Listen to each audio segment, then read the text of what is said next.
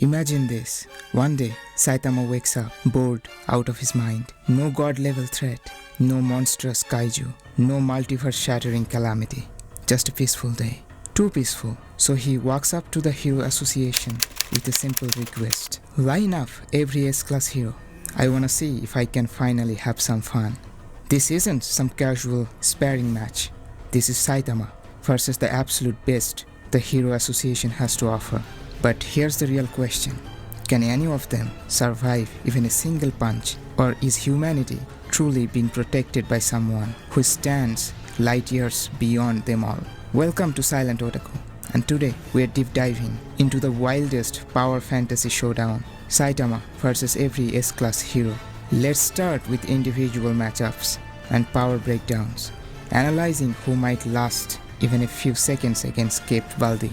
The fight begins with Genos, Saitama's loyal student. Fueled by emotion, cybernetic upgrades and sheer drive, Genos launches an all-out blitz, rockets, energy beams, and whatnot. But the truth, Saitama dodges without blinking, not even trying.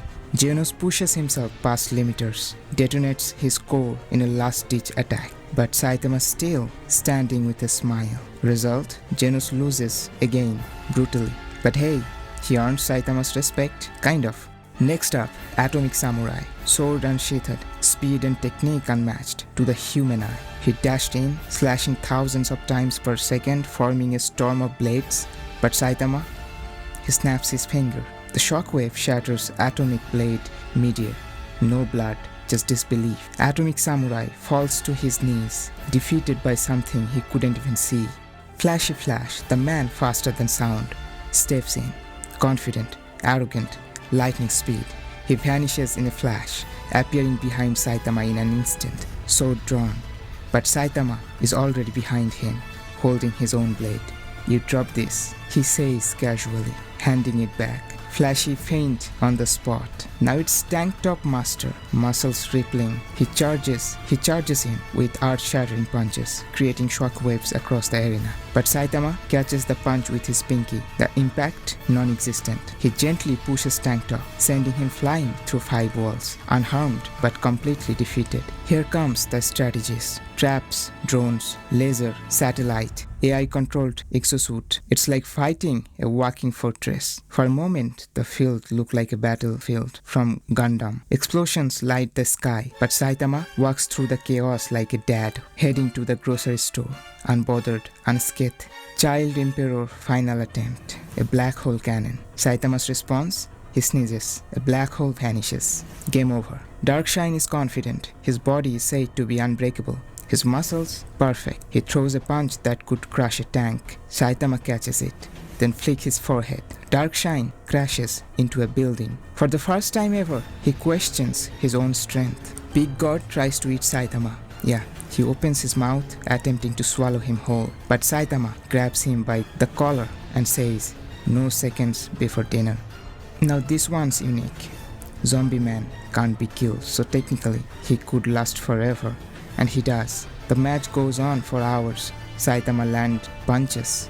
Zombie Man regenerates again and again. Eventually, Saitama just gets bored. He leaves Zombie Man with a board game and says, "Let me know when you figured out how to die." Technically, Zombie Man didn't lose, but he didn't win either. Defeated heroes lying across the battlefield, but 3 figures remain standing. Only 3 S-class heroes are left. The psychic monster, the martial god, and the hidden monster. These aren't just powerful, they are the last hope of humanity ever seeing Saitama break a sweat. Silver Fang steps forward, wise, calm, deadly. His fists are trained through decades of battle, and the water stream rock-smashing fist has shattered monsters far larger than Saitama. He channels every ounce of chi, every drop of life force into a singular, perfect blow. And for just a moment, Saitama actually blocks. Not because he has to, but out of respect. The punch lands, dust erupts, silence follows. But when the smoke clears, Saitama is fine. Not a scratch. He bows. Thanks Bang for the effort. Bang smiles, because that's all he ever wanted. Recognition. He collapses, proud. And now, Tatsumaki, the psychic prodigy. She doesn't hold back, not even close. She rips entire cities into the air, warps gravity, throws meteorites from orbit, and twists the earth itself into a weapon. She forms a psychic prison, one that crushes even dragon-level threat in seconds. But Saitama simply walks through it like he's strolling through wind on a lazy Sunday. Tatsumaki screams, pouring in more energy, bleeding from the nose, giving it everything. Saitama gets annoyed.